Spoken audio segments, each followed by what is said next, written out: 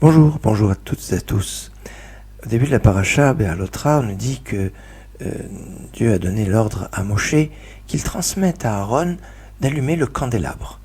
Et on nous dit qu'Aaron, Aaron a fait ainsi. Évidemment qu'il a fait ainsi. On pourrait se poser la question, comment aurait-il pu faire autrement? Aaron a fait ainsi.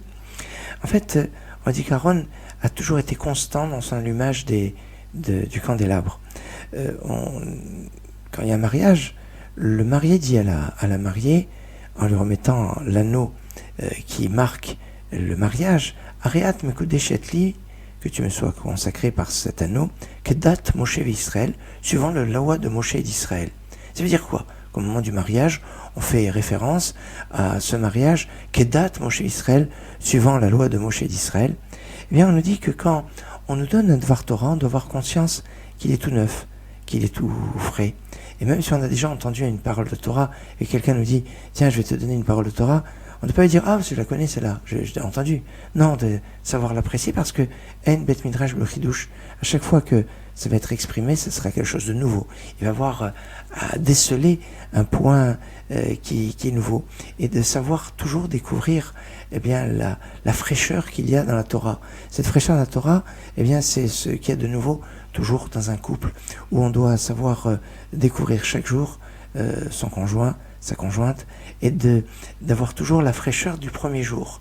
Et c'est ça, quand il y a mariage, Kedat Moshe Israël, suivant la loi de Moshe d'Israël. Ce jour du mariage est le premier des plus beaux jours de notre vie, parce que, quelque part, c'est tous les jours quelque chose, une découverte nouvelle. Et c'est ça, Vayarasken Aaron. Aaron a fait ainsi, pendant toutes les années où il va allumer le candélabre, c'est lui qui va l'allumer tous les jours, pendant près de 40 ans. Mais il ne va avoir à aucun moment le sentiment qu'il a fait déjà quelque chose, qu'il a fait, refait. Non, chaque jour, ça va avoir la fraîcheur du premier jour. Voyez, Asken Aaron.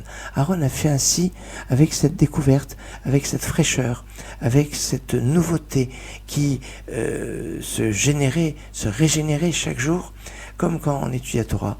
Et ça, c'est quelque chose de fondamental dans la pratique des mitzvot, notamment de ce qui se répète, de ce qui revient.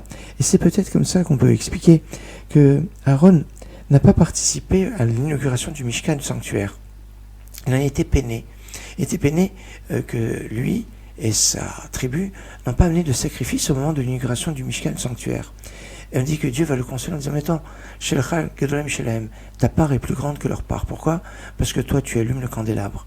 En quoi l'allumage du candélabre va être une consolation par rapport au fait qu'il n'a pas participé à l'inauguration du Mishkan sanctuaire?